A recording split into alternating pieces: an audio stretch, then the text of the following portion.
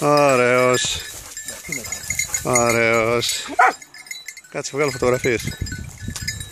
Μπράβο μας.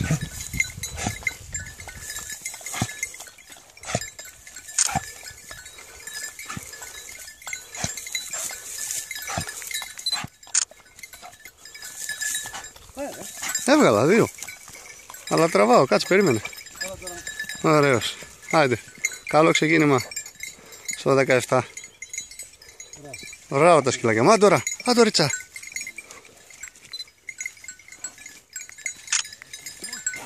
Μπράβο την εμάς που λέγω.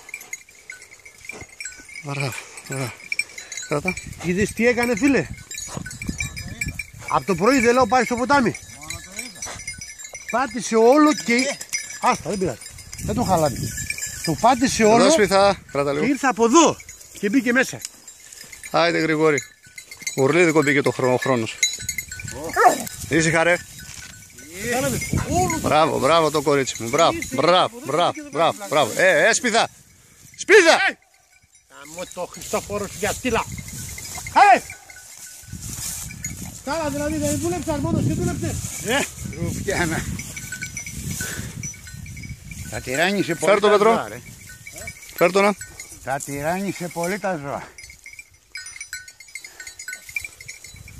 Λέω δεν μπορεί να ψάχνουν. Πού έφτασε?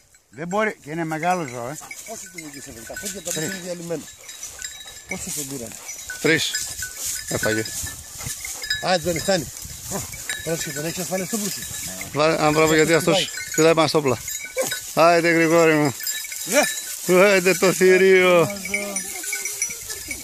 Έλα έξω Γρηγόρη, έλα έξω. Δεν είναι στην πάρε. Πέτρο κράτα λίγο.